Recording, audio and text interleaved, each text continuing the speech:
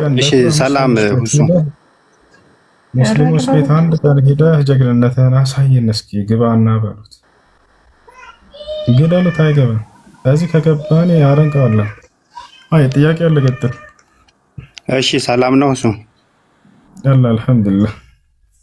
እሺ ባለፈው እዚሁ ላይቭ ላይ ስለ ኦርቶዶክስ ትንቢተ ሕዝቅኤል የሆነ ነገር ስትናገር ሰምቼ ነበር ቀጥል።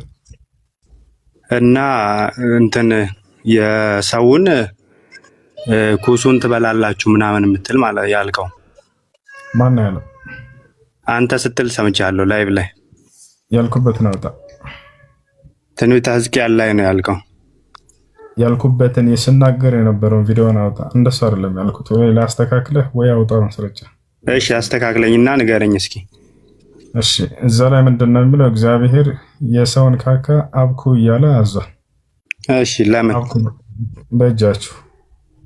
እሺ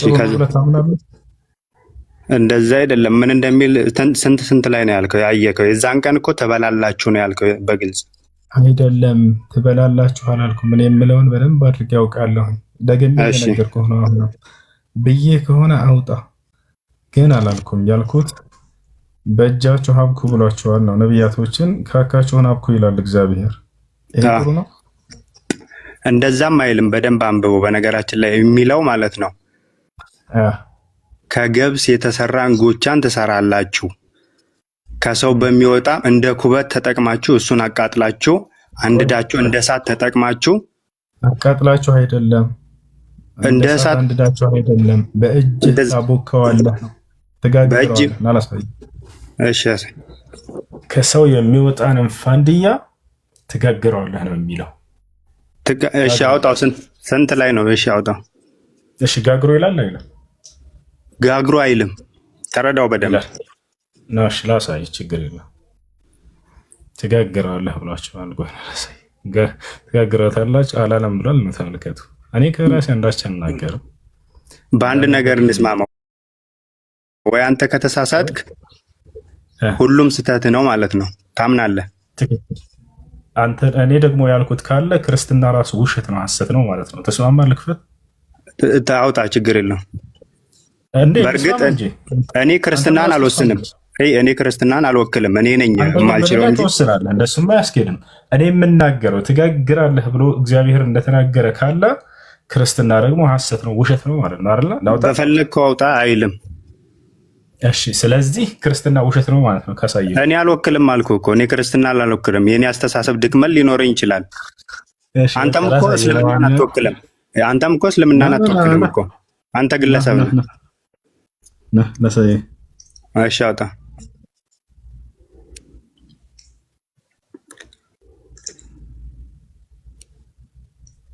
አውጣ። መጀመሪያ አንብበህ ከመረዳትህ በፊት አሳየን። ቆይ ተረጋጋ እንጂ ከስበላ ብሽር ላሳየን። ትጋግረዋለህ የሚል የለም ብሏል። ና ያውና ቁጥር 12 ምን ትላለች? ምዕራፍ 4 ቁጥር 12 ነው። አንብበው። እሺ ድምፅን ከፍ አድርገህ ታዘይ ወይ ከፍ አድርገህ አንብበው። አስጠጋው ላንብብልህ። ቁጥር 12 እንደ ገብስ እንጎቻም አድርገህ ተባል። ይሄ ራሳቸው የጻፋችሁት ነው። እና የኔን ላንብብልህ። ና ይኸው እና ላንብብልህ። ይኸው ገና ትጋግረዋለህ የሚለውን ላሳየህ ነው። ቆይ ናሺ ትጋግረዋለህ የሚለውን ገና ላሳየህ ነው። ይኸው ቀጥል። ላሳይህ እኮ መጽሐፍ ቅዱሱን እያልኩህ እኮ ነው። ናሺ ክፈትሽና ትልቅ ላይ አድርገህ። እሺ ቆይ ቪዲዮ አልወጣልኝ ብሎ ቪዲዮ መክፈት ትችላለህ። አይ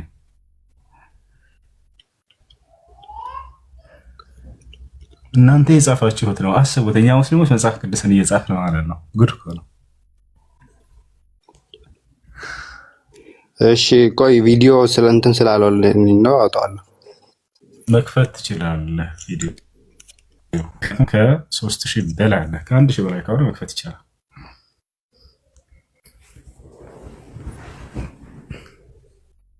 ይኸውልህ፣ ይኸው እየታየ ነው። ክፈተው። ይኸው ምዕራፍ 4 ቁጥር 12 ተጫናት የቪዲዮ ምልክት እንኳን ሴቭ። ኦኬ እሺ፣ ይኸውልህ ይኸው እየታየ ነው። አንድ ትልቁ ላይ እናድር። ይኸው እስኪ ይኸው እሺ፣ ምን ይላል? የገብስ እንጎቻንም ይኸው በትክክል አንብብልህ። ይኸው ምዕራፍ 4 ቁጥር 12 ላይ አንድ ቁጥር የገብስ 12 ቁጥር የት ነች? ይኸው ቁጥር 12 ይኸው ቁጥር 12 ይኸው ግዕዝ ይኸው ቁጥር 12 የገብስ እንጎቻንም ትበላለህ፣ በሰው ኩስም ታበስለዋለህ፣ በፊታቸውም ምን ትለዋለህ ይላል? ታዳፍነዋለህ። እየታየ ነዋ። በመንኩስ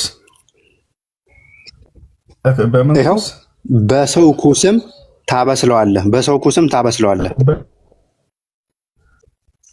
ልክ ይሄ ማለት ምን የሚያበስሉ በሰው ኩስ አይደለ? ልክ እንደምንድን ነው ማለት ነው? ከብት እበታቸውን ያብታሉ።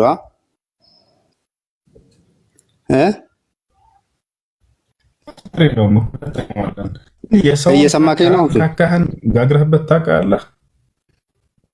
አይ አንድ ነገር እንስማማ። አሁን አንተ ያልከውንና ይሄን መልሱን ትክክለኛ መጽሐፍ ቅዱሱን እያወጣውልክን ብታረድተዋል ግን ስለዚህ ችግር ገብቶኛል።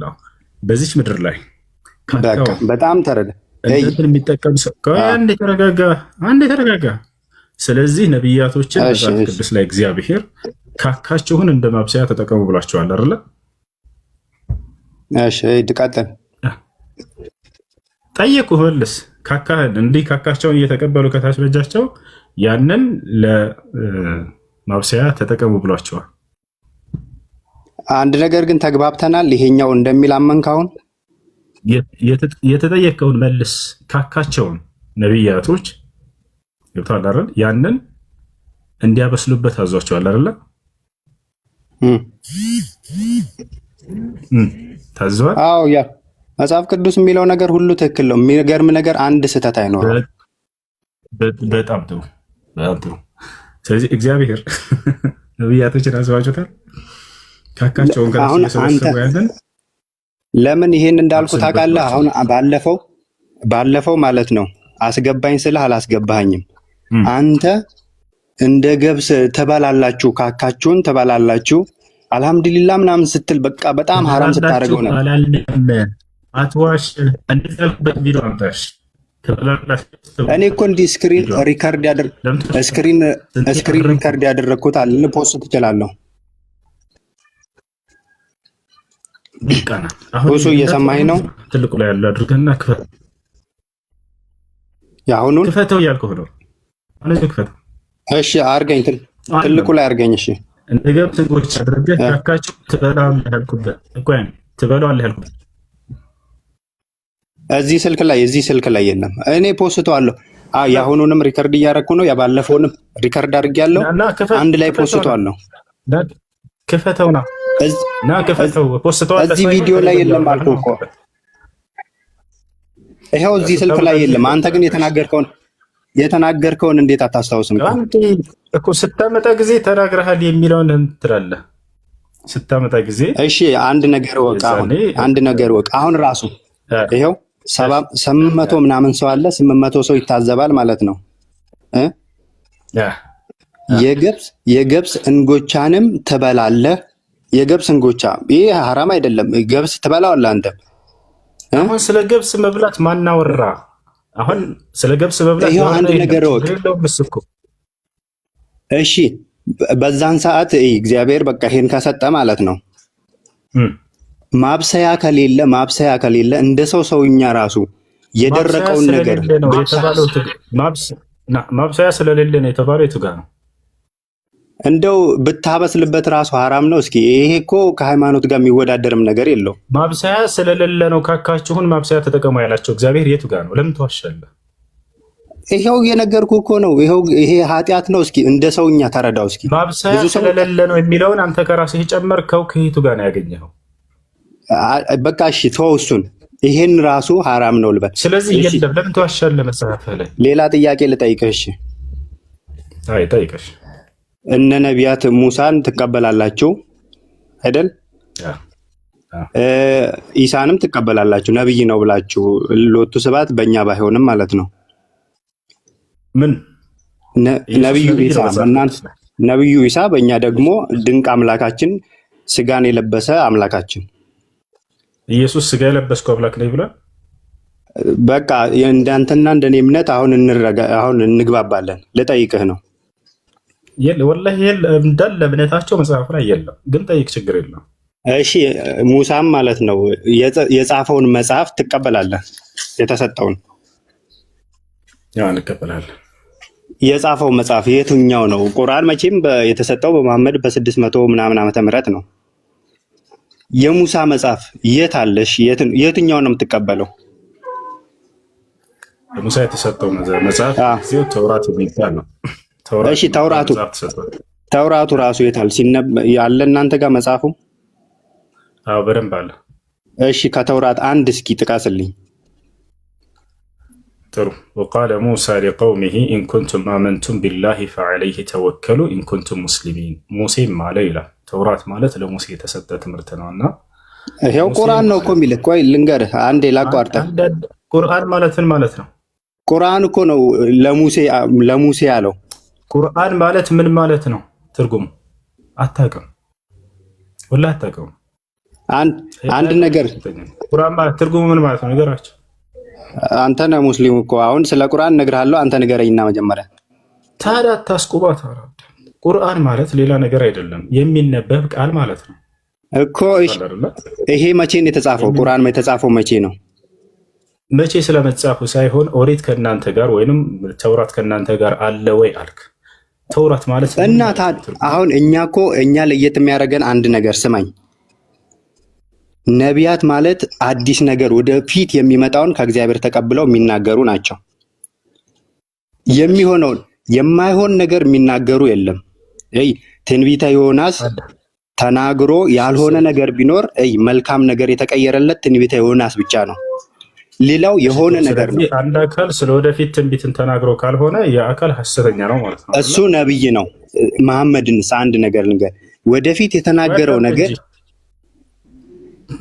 የተናገረው ነገር የሆነ ነገር ምን አለ? አሁን ለምሳሌ ትንቢተ ኢሳይያስ መሲሁ ይመጣል፣ ስለመምጣቱ፣ ስለመወለዱ፣ ስለመሞቱ እንዲሁም ደግሞ ከሙታን ተለይቶ ስለመነሳቱ ተነግሯል። ከሺዎች ዓመት በፊት ማለት ነው። ያ መሲህ ማን ነው? ትንቢተ ኢሳይያስ ላይ ተብሏል። ያስኪ መለስ መስረጋበል እዚያም አትርገሽ እንድትረዳ ዘንድ አሁን ጥያቄ ምንድነው? ገብቶኛል። ነብዩ መሐመድ ሰለላሁ ዐለይሂ ወሰለም ስለወደፊት ትንቢትን ተናግረው የተፈጸመበት አለ ወይ ነው ጥያቄ አይደል? ባጭሩ የለም። አንድ የለም ነው ጠይቀኝ እንጂ ነው መልሰልህ። የለም እኮ ምን ቁርአን እኮ እኛ እናነባለን ማለት እንተ በአረብኛው ነው። ለራስህ ራሱ አልገባህም እኮ ካልተረጎምከው። ረበ ፈጣሪ ጠይቆ ራሱ ይመልሳል። ተረጋጋ። ወንድ ልጅ አይደለህ እንዴ? ሰከን በል፣ ረጋ በል። ጠይቀኝ ልመልስልህ። እሺ በል፣ እሺ መልስልኝ። ነብዩ ሰለላሁ ዐለይሂ ወሰለም ተናግረውት የተፈጸመ በርካታ አለ። ኢየሱስ ግን ተናግሮ ያልተፈጸመለት ደግሞ በርካታ አለ። በፍጹም አንድ ነገር እወቅ። አሁን ተሳስተሃል። በቁርአናችሁ ራሱ በማስረጃ ልንገርህ። እኔም በማስረጃ ይሄው ቁርአናችሁም ይላል። ተናግሮ ስለወደፊቱ ያልተከሰተለት በርካታ አለ። ሐሰተኛ ላደርግልህ ነው። እሱንም እንደ መጽሐፍ ቅዱስ እንደ ቁርአን አይደለም። አረ እኔ እንደ ቁርአናችሁ ነው የማወራው። ቁርአናችሁ እኮ በነገራችን ላይ ወደ መጽሐፍ ቅዱሳችን ይመልሰናል። የራሳችሁ ቁርአን ማለት ነው። እና ማስረጃው ወደ መጽሐፍ ቅዱስ የመለሰበት ከነ ማስረጃው አሳያለሁ። ክፈት እና ያው ወሬው ተው። አሁን ክፈት። ወደ መጽሐፍ ቅዱስ የመለሰብን ቁርአን። እሺ ምን ይላል መሰለ? ቆይ በስልክ ማውጣው ከቁርአን فإن كنت في شك مما أنزلنا إليك فاسأل። እየመለሰኝ ነው በነገራችን ላይ ስልኬ እየመለሰኝ ነው ወደኋላ። እኔ ያወጣልሃለሁ፣ ችግር የለውም። ምን ያግዝሃለሁ? ቁጥሯን ብቻ ንገረን።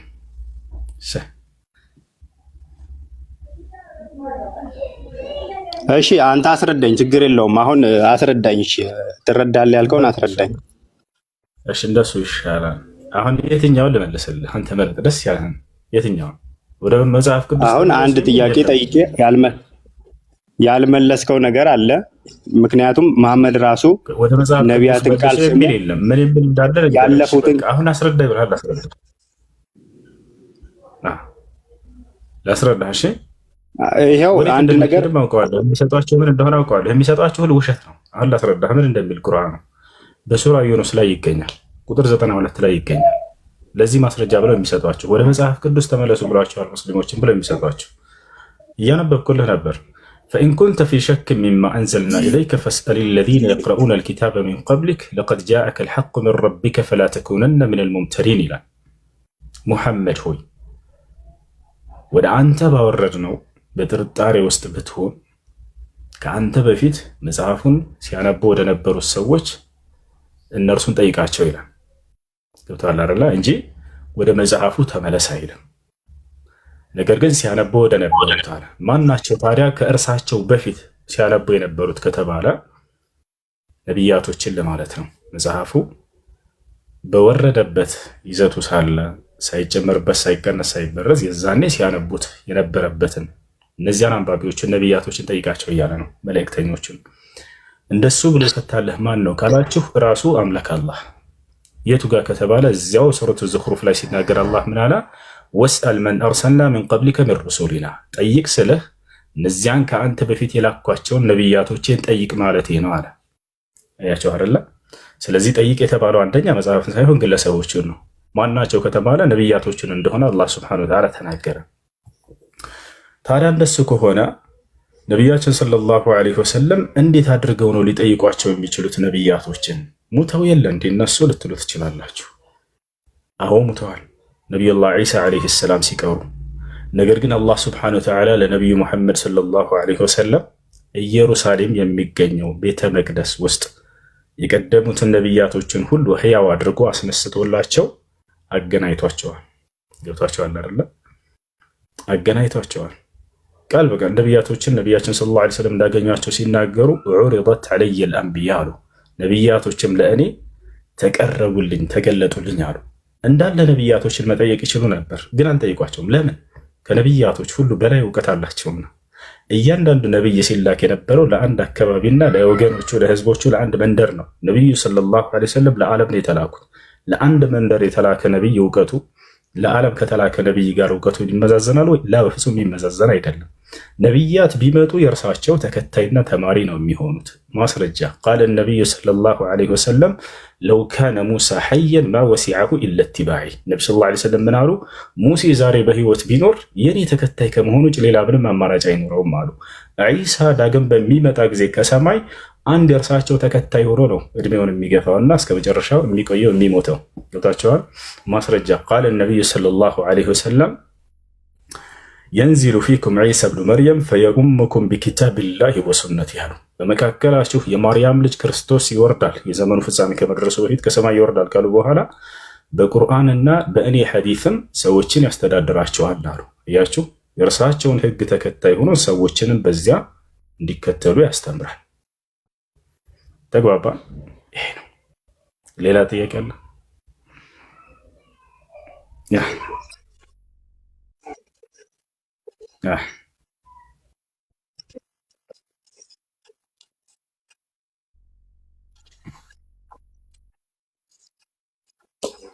ጥያቄ ምን ነበር?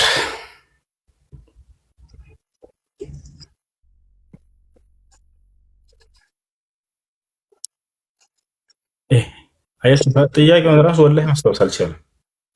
ወደ መጽሐፉ ተመለስ ብሎ የተናገረበትን አስረዳኝ አልነበር እንዳልከው። አሁን ጥያቄ ምንድን ነው ስለው ያን ራሱ ረስቶታል። ከኔ ጋር አይደለም እያልኳቸው።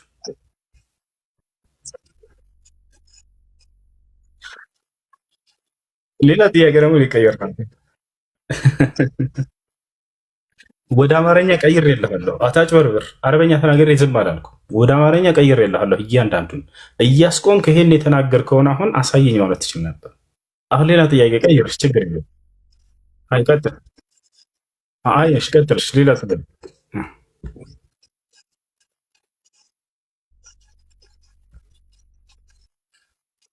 ወደ መጽሐፉ አላለም።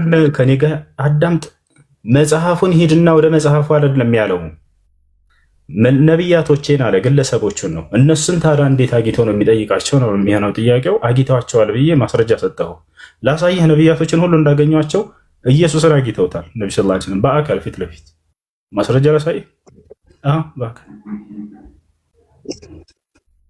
ላሳይህ። የማርያምን ልጅ ክርስቶስን በአካል አጊተውታል። ላሳይህ ማስረጃ እና መጽሐፍ ቅዱስ ላይ እንዲሁም ፈልገን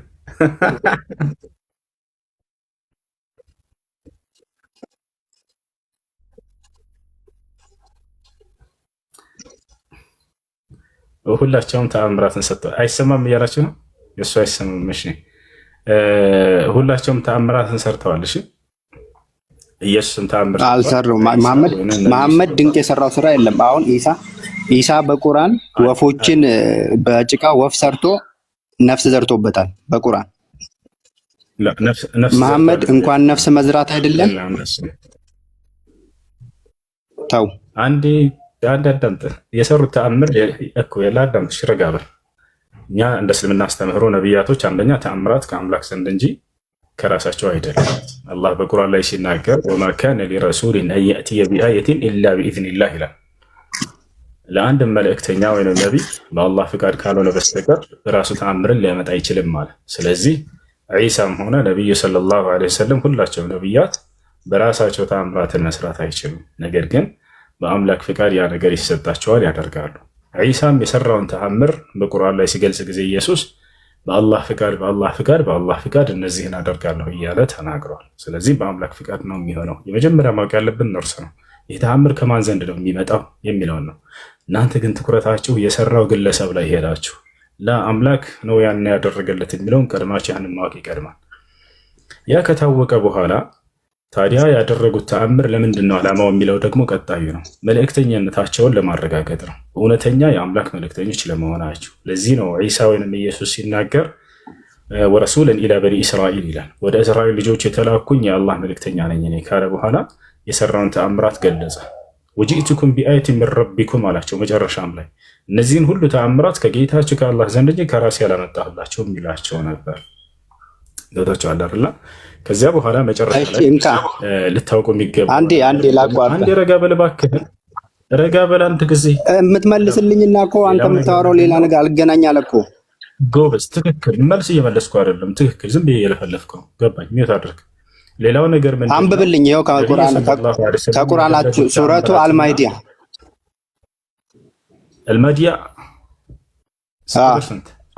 547 ላይ ወጣ። 547 አንብበዋ እኮ። ምን አለ? ምን ላድርግ እኮ?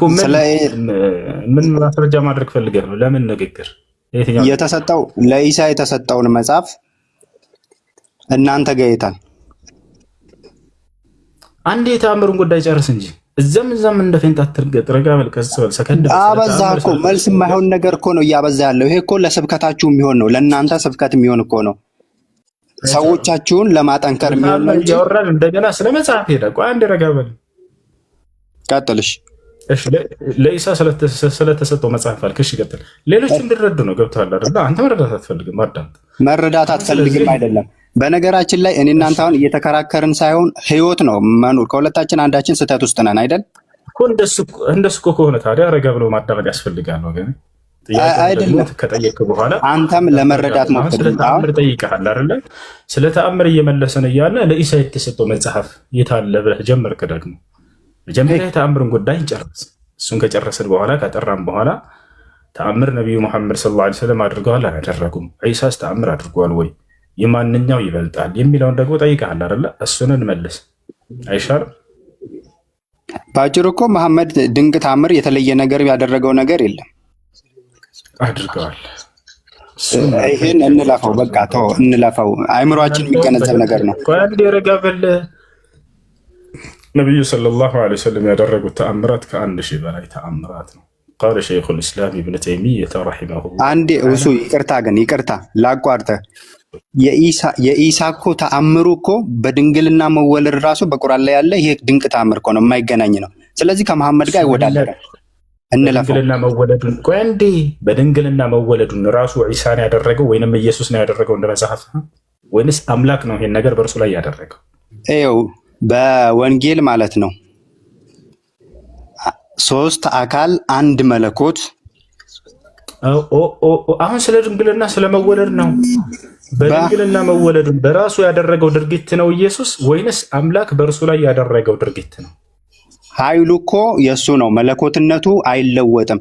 ፈጥሮ በፈጠራት ነው ድንግልና፣ ቀድሶ በፍጠራት ነው ድንግል በድንግልና የተወለደው። ገብቷል? ማስረጃ ዮሐንስ 1:1 ላይ እዛ ስለ ድንግልና መወለዱ ያወራል በደንብ። በመጀመሪያ ቃል ነበረ ይላል። ይኸው ላንብብልህ። በመጀመሪያ ቃል ነበረ፣ ቃልም በእግዚአብሔር ዘንድ ነበረ፣ ቃልም እግዚአብሔር ነበረ፣ ይህም በመጀመሪያ በእግዚአብሔር ዘንድ ነበረ ካለ በኋላ 14 ላይ ምን ይላል? ቃልም ስጋ ሆነ አለልን። አሁን ስለ ድንግልና መወለድ የቱ ጋር ነው የተናገረው? ድንግል በድንግልና መጽሐፍ ቅዱስ ላይ ነው ወይስ ቁርአን ላይ ነው የምፈልገው? ወይኔ በፈጣሪ አንዳንድ ላይ ስለ ድንግልና ስለ መወለዱ ያወራል ብለኸኝ እኮ ነው። እዚህ ጋር በመጀመሪያ በመለኮት መኖሩን እና በድንግልና መወለዱን ነው እያብራራሁልህ ያለሁት። የቱ ጋር ነው ኢየሱስ በድንግልና መወለዱን የተናገረው? ሲጀመር እሱ ተናግሮ አያውቅም እኮ ማርያምን ኢየሱስ ክርስቶስ አንዲት ቦታ ላይ እኔ በድንግልና ነው የተወለድኩት ብሎ የተናገረበት ቦታ የለም መጽሐፍ ቅዱስ ላይ። ቁርአናችሁ ላይ የለም? መጽሐፍ ቅዱሳችን ላይ የለም? ፍታ ቁርአንን መጽሐፍ ቅዱስ ላይ አንዲት ቦታ ላይ በድንግልና ነው የተወለድኩት ብሎ የተናገረበት ቦታ የለም። አንተ ነህ ይሄን ጉዳይ ያነሳው፣ አንተ ነህ ማስረጃ ማድረግ ያለበት ከመጽሐፍ ላይ። ኧረ እኔ ማስረጃ 34 ላይ ሂድ። አይ እሺ ስጠን። ኢየሱስ በድንግልና ነው የተወለድኩት ብሎ የተናገረበት በግልጽ እኮ የተናገረው የለም። ገብርኤል ከእግዚአብሔር ዘንድ ተላከ ይላል። የዚችም ስም ድንግል ነበረች፣ የድንግልቷም ስም ማርያም ናት። እሺ ስንት አምላክ ነው የምታመልከው? የሚጠቅመን ነገር አንድ አምላክ ነው። አንድ አምላክ ነው ሁሉም የሚያመልከው። መጽሐፍ ቅዱስ ላይ አንድ አምላክ የተባለው ማን ነው? እግዚአብሔር። እግዚአብሔር ማን? አብ ወልድ መንፈስ ቅዱስ ወይንስ ሶስቱም? አብ ወልድ መንፈስ ቅዱስ። አብ ወልድ መንፈስ ቅዱስ አንድ አምላክ ነው የሚል ቃል አለ መጽሐፍ ቅዱስ ላይ። አዎ ሂዱና በአብ በወልድ በመንፈስ ቅዱስ ስም እያጠመቃችሁ ደቀ መዝሙሬ አድርጓቸው ይላል መጽሐፍ ቅዱስ ላይ።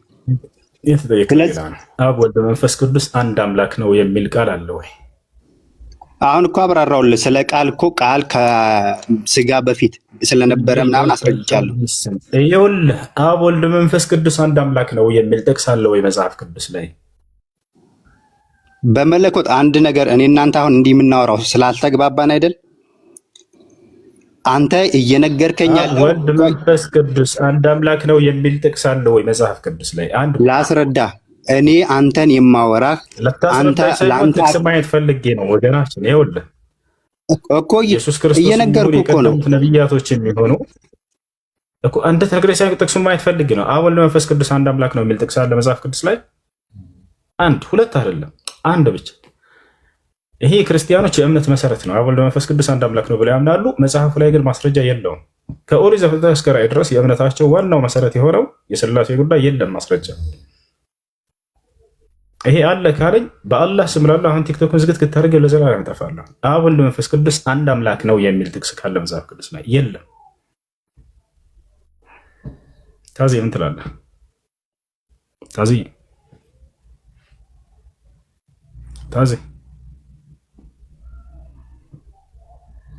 ታዝነት ተዘለው ታዙሻ ቄሱም ዝም መጽሐፉም ዝም አለ። የጌታ ሰው ዘመን ይባረክ። እኛም ይላናል።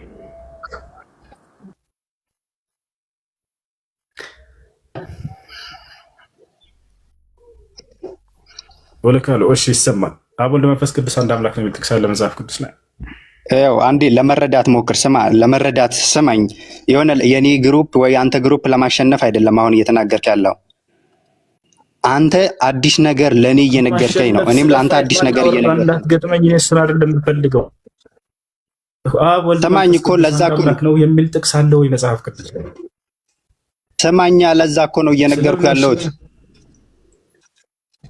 በእኛ በመጽሐፍ ቅዱሳችን ደጋግሞ ይኸው ስማኛ፣ በመጽሐፍ ቅዱሳችን ከአንዴም ብዙ ጊዜ ደጋግሞ አብ፣ ወልድ፣ መንፈስ ቅዱስ የተለያዩ አካላት አንድ መለኮት እንደሆነ ያስረዳል። በዚህም በዮርዳኖስ በደብረ ታቦር ምናልባት ብዙ ክርስቲያኖች አሉ፣ ደጋግሞ ያስረዳል። እየሰማኸኝ ነው? እኔ አንተን የማወራህ የእኔ አይምሮ ከአንተ ምናልባት ወይ ስለሚያንስ ወይ ስለሚበልጥ አንተ ያላነበብከውን እኔ ያነበብኩት፣ አንተ ያነበብከውን ደግሞ እኔ ያላነበብኩት ስለሆነ አዲስ ነገር ለእኔ እየነገርከኝ ነው። በአብ በወልድ በመንፈስ ቅዱስ ግን አካላቸው ሶስት ቢሆንም አስተሳሰባቸው፣ አመለካከታቸው፣ አፈጣጠራቸው አንድ አምላክ፣ አንድ አይምሮ፣ አንድ ሀሳብ ስለሆነ እኩል ስለሚያስቡ አንድ አምላክ እንላለን።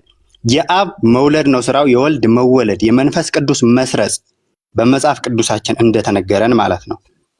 ከነ ማስረጃ ነቢያት የጻፉልን እነ ትንቢተ ኢሳይያስ ላይ ዘካርያስ፣ ሁሉም የጻፉልን ተስፋ ሲያደርጉት የነበሩት ያ መሲሁ ኢየሱስ ክርስቶስ ይመጣል ብለው ሲጠብቁ የነበረው ክርስቶስ በሰው ልጅ ሲወለድ ኢየሱስ ተብሎ የተሰየመው ያ ክርስቶስ ሆኖ ለአዳም የሰጣትን ቃል ኪዳን በፈጸመ ጊዜ 5500 ዘመን ሲያልቅ በቀራንዮ ወሎ ለእኛ ቤዛ የሆነው ለአንተም ለእኔም ለሁሉም ለዓለም ቤዛ የሆነው ለአዳም ምንድን ነው ያልከው? ለአዳም የሰጠው ቃል ኪዳን ነው ያልከው? ለአዳም በሰጠው ቃል ኪዳን ከልጅ ልጅ ተወልጄ አድንሃለሁ በሚለው ቃል ኪዳን። የቱ ጋር ነው ከልጅ ልጅ ተወልጄ አድንሃለሁ ያለው ለአዳም? አስጨርሰኝና እነግርሃለሁ። እያሳየኝ ማስረጃ ብትሄድ ይሻላል። እሺ አንድ እያሳየኝ ከልጅ ልጅ ተወልጄ አድንሃለሁ ያለው መጽሐፍ ቅዱስ ላይ ተጋር እዛ ፍጥረትን አንብብ፣ እሱ ችግር የለውም። እሺ የቱ ጋር አንብብ? ምዕራፍና ቁጥር እሷን ብቻ በቃ ከዛ ትቀጥላለህ። የቱ ጋር? እሺ አሁን እኮ እኔ በአንድ ስልክ እየተጠቀምኩ ስለሆነ ነው። እኔ ይዣለሁ መጽሐፍ፣ ችግር የለውም። አንተ ዝም በቁጥሯን ብቻ ነገር። እሺ አይ የቱ ጋር አንተ? ይሄን በነገራችን ላይ ክርስትና የእምነት መሰረት ነው። ይሄ ራሱ ለዚህ ራሱ ማስረጃ ያለ የሚገርማቸው የእምነት መሰረቶች ሆኖ ተነግረው መጽሐፉ ላይ ማስረጃ ለመኖራቸው አያስደንቅም? መጽሐፍ ቅዱሳችን ያለ ማስረጃ የሚያስቀምጠው ነገር የለም። ስማ አሁን ወደ ማስረጃው ከልጅ ልጅ ተወልጄ አድንሃለሁ ብሎ የተናገረበትን አንድ ጥቅስ መጽሐፍ ቅዱስ እያየክ ነው። ይሄ መጽሐፍ ቅዱስ ማለት ነው። አንድም ስህተት የሌለው መጽሐፍ ቢኖር ይሄ ነው። አይደለም ክርስትና ምናልባት የኔ አገላለጽ እና ወደ ማስረጃው ሄድ። ቅድም አየን አብ ወልድ መንፈስ ቅዱስ አንድ አምላክ ነው የሚል ወፍ። አሁን ደግሞ ምን አልክ? ከልጅ ልጅ ተወልጄ አድንሃለሁ ብሎ ለአዳም ቃል ገብቶለታል እግዚአብሔር አልክ። እሱንም ማስረጃ ያው አሁን እኮ ከቶፒኩ አስወጣከኝ። እየሄድን ያለ ነው አንድ አካልን ሶስት አካልና አንድ መለኮት በሚለው ነው እየሄድን ነበር። የለም ማስረጃ ለዚህም ማለት ነው። ከልጅ ልጅ ተወልጄ አድንሃለሁ ብሎታል ይሏቸዋል። ወላሂ ተረት ነው የሚነግራቸው። እንደዚህ የሸወዳቸው ማን ነው ከተባለ መምህሮቻቸው። ይህን እንዳያዩም ነው 24 ሰዓት ረሱልን እየሰደቡላቸው ነግራቸው የሚደፍኗቸው። ዘውር ብለው ይሄን መጽሐፋቸው እንዳይጠይቋቸው እንዳያነቡ። አሁን ማውራ ስለ ክርስትና ግን ማስረጃ ስጠይቅህ የለውም። ቀጥል ስበክ ስለ ክርስትና። ነገርኩህ እኮ እኔ በአንድ ስልክ ስለምጠቅም። በነገራችን ላይ እኔ ያገላለጽ ድክመት ሊሆን ይችላል እንጂ እኔ ደግሞ ክርስትናን ማሰደብ አልችልም። አንድ ነገር ወቅ እኔ የምጠይቅህን ደግሞ በቀጥታ እኮ እየመለስክም አይደለም። አንድ እኔ ላስረዳ ስሞክር ደግሞ አታስጨርስም። ሁለት አሁን እኮ ማስረጃ ላውጣ ብለኸኝ እኮ እየጠበቅኩህ ነው። ምንም እኮ ጥፋት አላጠፋም። ስጠይቅህ ያውና ማስረጃ ስጠኝ። ከልጅ ልጅ ተወልጄ አድንሃለሁ ብሏል አልከኝ። የቱ ጋር? ስለ ዘፍጥረት ላይ አልከኝ። እሺ ተው፣ እሱን አወጣልሃለሁ። እሺ እስከማወጣ ለአንተ ለእኔ ጥያቄዎችን መልስልኝ። እኔ አወጣ ችግር የለውም። ችግር የለውም ሳይሆን ችግርም አለው እንጂ አውጣው። የቱ ጋር ነው ያለው? ይሄን አወጣለሁ፣ ችግር የለውም። እስከማወጣ ለአንተ ደግሞ ከዛ ትቀጥላለህ። እጠብቅሃለሁ፣ ችግር የለውም። እስከዛ መልስልኝ። ለምን ሌላ መልስልኝ። እስከዛ እኔ አወጣለሁ። ለማምለጥ ፈልገህ ነው? የትም አላመልጥም። ችግር የለውም። ከርዕሱ ለማምለጥ ፈልገህ ነው? ችግር የለውም። ጠይቅ። እሺ ጠይቅ። ልለፍ በቃ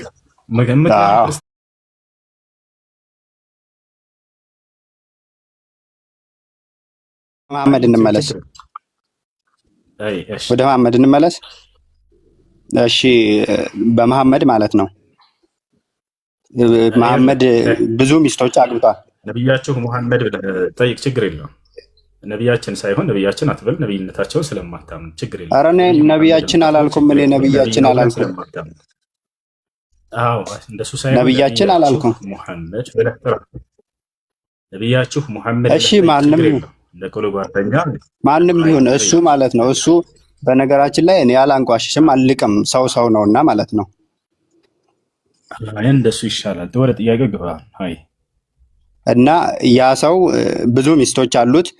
ከሚስቶቹ መካከል ለምሳሌ ባላቸው የሞተባቸው መሄጃ ያጡ ናቸው አብዛኞቹ። እና እሱ ካገባቸው በኋላ እሱ ከሞተ በኋላ ደግሞ የእሱን ሚስቶች ማንም እንዲነካ አልተፈቀደም። ምክንያቱም በዛ በጀነት የእሱን ሚስቶች ሌላ ሰው ሚስቶቹ መሄጃ ያጡ ናቸው የሚለውን የቱ ጋር ነው ያገኘው? ያለ ማስረጃ የሚሰጧቸው ሁሉ ውሸት እንደሆነ እንድታውቁ ነው። ገብቷቸዋል። ዝም ብዬ የማስቆማቸው መሄጃ ያጡ ናቸው ሚስቶቹ ያለ ማን ነው እንደዚህ ብሎ ነገር ማስረጃ የቱ ጋር ነው ያለው? ይኸው በግልጽ ያለ እኮ ነው። ለምሳሌ ከድጃስ 40 ዓመት እስከሚሞላት እኮ የግሉ አባል የለም። ያሳየን። የቱ ጋር ነው ያለው? አሳየን። በግልጽ ያለ ማለት የቱ ጋር ማስረጃ? የግል ባል አላት። የግል 40 ዓመት እስከሚሞላት የግሉ አባል አላት። ልጆች ግን አላት። ባልቴት ናት። ባላት የላትም ሳይሆን ጥያቄው መሄጃ ያጡ ናቸው የሚለውን የቱ ጋር ነው ያገኘው? ተዋቸው። እሺ መሄጃም አይጡ ግን ቶፒኬ ላይ መልሰኛ ልቱ አሁንም ተወሻ ትቸዋለሁ። ሻው ወደ ጥያቄ ሂድ። እና እነዛ ሚስቶቹ በገነት ደግሞ የእሱ ሚስቶች እሱ ከሞተ በኋላ ማንም እንዲያገባ አይፈቀድም። እውነት ነው ሐሰት ነው? አይሻ ደግሞ በልጅነቷ ነው የሞተባት ማለት ነው። እና ከሞተባት በኋላ ማንም አላገባትም፣ ሚስቶችንም አላገባም። ምክንያቱም በልጅነቷ ነው የሞተባት አለ። በስንት ዓመቷ ታውቃለህ? እድሜዋ መቼም በ9 ዓመት አግብቷት እሱ 40 ዓመት ምናምን ሆኖ ስንት ዓመት እንደሚሆንና በልጅነቷ ነው የሞተው አለ። ልጅ የሚባለው አንድ አካል ከስንት ዓመት እስከ ስንት ዓመት ድረስ ነው? ወጣትም ትሆን ተዋት። መቼም እሱ በ62 ዓመቱ ነው የሞተው። ትሆናል። እንደገና ሀሳቡን ቀየረ፣ ከልጅነት ወደ ወጣትነት አሸጋገረ። አሁን ደግሞ የሚጠቅም ነገር ጠይቁ፣ ግምታዊ ነገር አትናገሩ። የሚነግሯችሁ ሁሉ አይምሯችሁን ለመበረዝ እያሉ እውነት እንዳይመስላችሁ የሚነግሯችሁ አይደለም። ያለው እውነት እኮ ነው። ካለ ሳየና ታራ ማስረጃ ና። በልጅነቷ ነው የሞተባት። በ62 አካባቢ ዓመቱ ሞተ። እሺ ድረስ ነው ሰማኝ። ልጅ የሚባለው አንድ በ62 ዓመት ምናምን ሞተ። ይኸው በ62 ምናምን ዓመቱ ሞተ። በ9 ዓመቱ አገባ። እየጠየኩኝ ያለው ይሄ በ9 ዓመቱ አገባት። 40 ነበር። እሺ አንድ አካል ልጅ ነው የሚባለው ከስንት ዓመት እስከ ስንት ዓመት ድረስ ባለው የእድሜ ደረጃ ላይ ነው? ይኸው ልመልስልህ። አንተ አሁን ወጣት ነው። በዚህ ሰዓት ልታገባም ትችላለህ። እሷ አሁን በአንተ እድሜ ትሆናለች። እሷ አሁን 29 ዓመት አካባቢ ነች። እሷ 30 አይሞላትም። አይሻ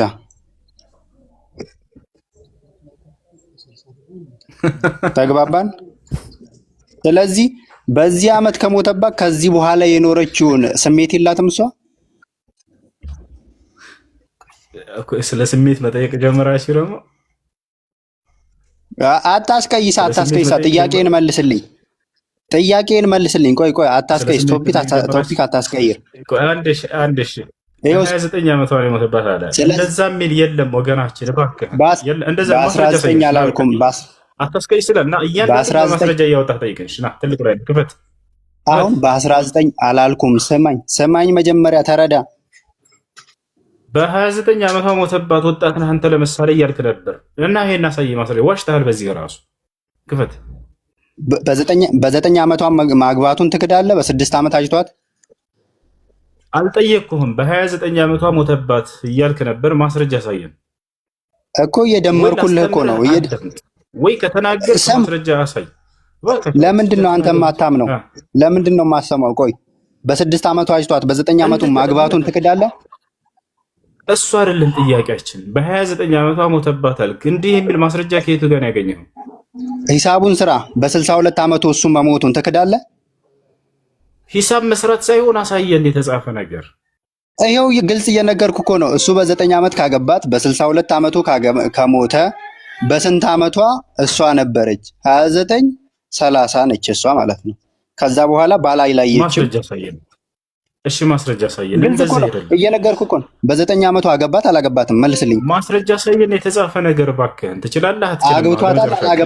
አግብቷታል አላገባትም? በ9 ዓመቱ አሁን ስለማግባት ሳይሆን የሞተባትን እድሜ እየተናገርክ ነበር ቅድም። ስለዚህ ያንን ማስረጃ ማሳየት ትችላለህ አትችልም? የሞተበት እድሜ ውሸት ነው። ስንት ዓመት ነበር ያልከው? 62 እያልክ ነበር። እንደዛ ወደዛ አካባቢ የእርሷ እድሜ እንደዛ አይደለም። በ622 ዓመተ ምህረት አልሞተም እሱ። የለም እንደዛ አይደለም። ኢየሱስ ለምንድን ነው ያላገባው? ፍጹም አምላክ ፍጹም ሰው ስለሆነ እኮ። በፍጹም ሰውነቱ ይበላል ይጠጣል። ልክ እንዲሁ በፍጹም ሰውነቱ ማግባት ይችል ነበር። ከይቅርታ ጋር ብልት አለው መጽሐፍ ቅዱስ እንደሚናገረው ሉቃስ ወንጌል ምዕራፍ 2 ቁጥር 28 ላይ ሊገርዙትም በ7ኛው ቀን ወሰዱት እያለ በ8ኛው ቀንም ሊገርዙት ከሸለፈቱ ሊገረዝ ተወሰደ ይላል። ስለዚህ ኢየሱስ ክርስቶስ ለምንድን ነው ያላገባው? ከዛን መጽሐፍ ቅዱሱ ቀጥሎ የሰው እጅ ነካው ይላል። አምላክ አያገባም። ትክክል። ያው ሰማኝ ሊገርዙት ወሰዱት ካለ በኋላ የሰው ምላጭ ነክቶታል፣ የሰው እጅ ነክቶታል። ምኑ ነው የሚገረዘው ልጅ? አየህ ችግሩ እኮ ይሄ ነው። ጫፏን ታነባለት ሙሉ አትጨርሰው። ሊገርዙት ወሰዱት ይላል። እሺ ተገርዟል አልተገረዘም? እኮ እሱን እኮ ነው የጠየቅኩ።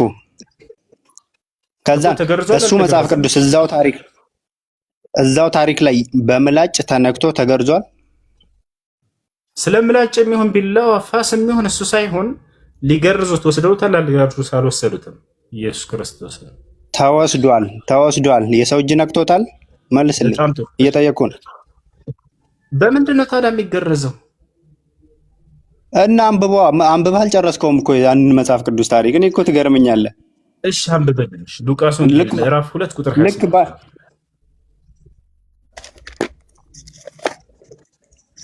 ሉቃስ ወንጌል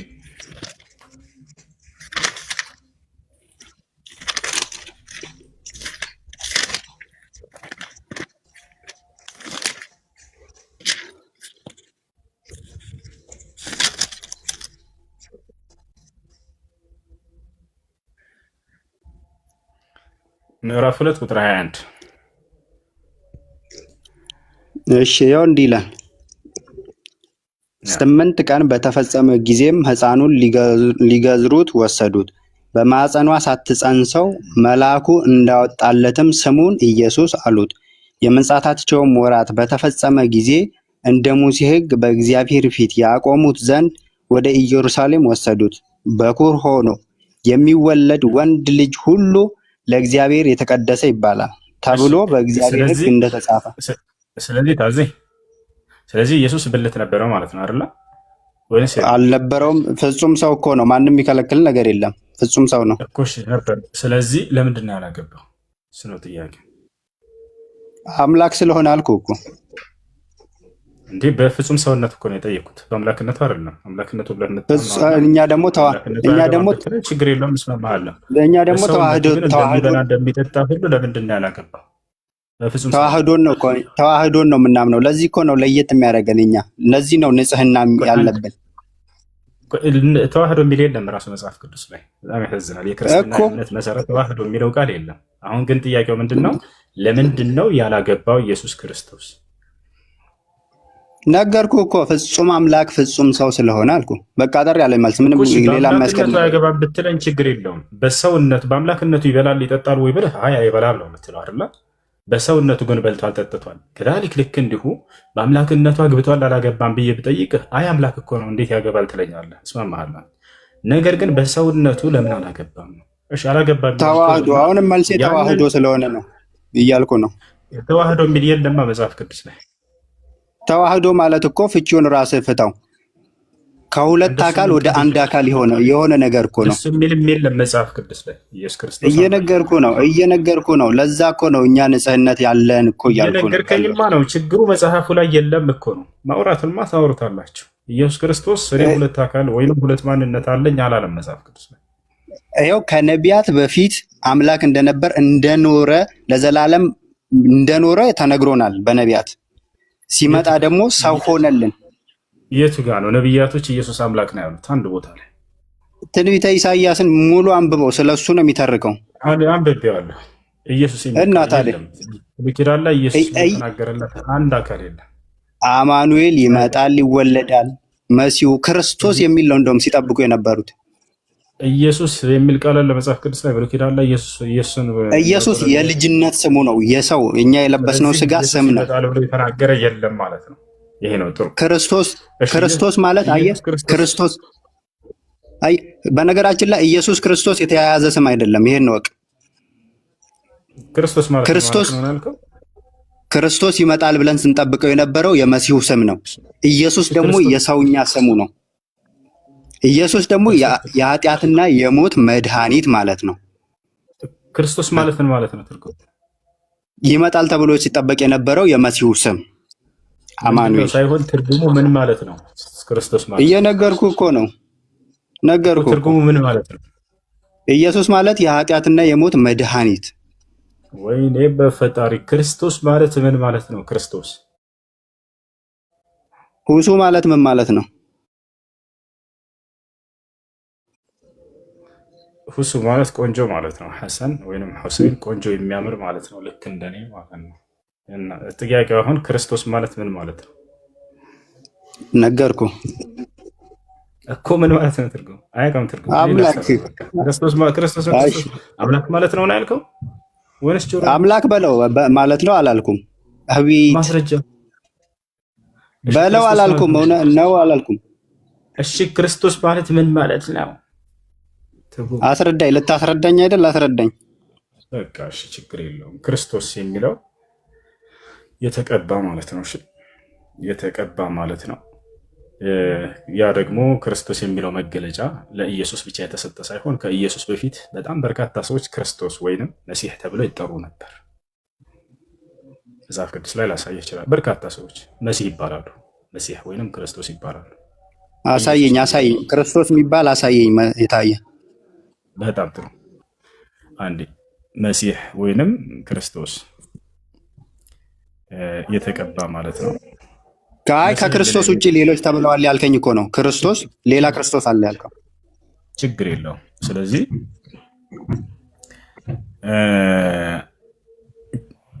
ክርስቶስ የሚለው የምን ቃል ነው ታውቃለህ? እሱ ነው ንገረህ።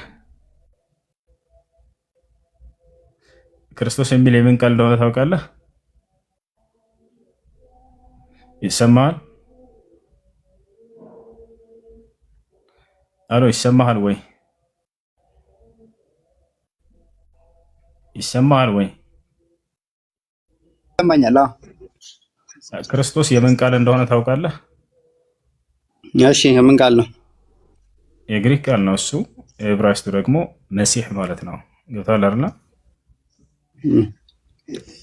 ስለዚህ መሲህ ተብሎ የሚጠሩ በርካቶች አሉ፣ የተቀቡ ማለት ነው። እሱን ላሳይህ ነው።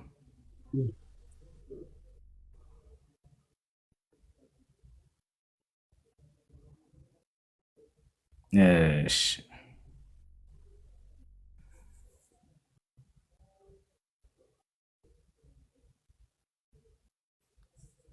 ያው እነዚህ ጋር ለምሳሌ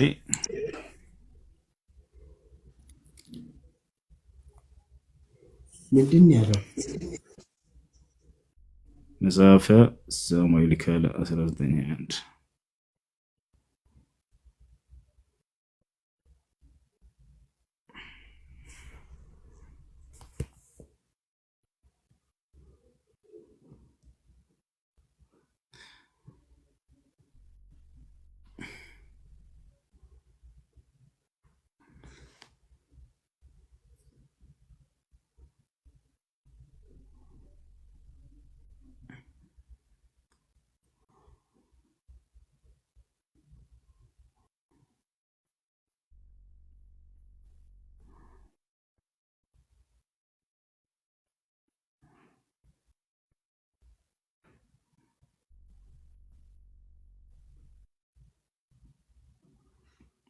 ሁለተኛ ሳሙኤል 19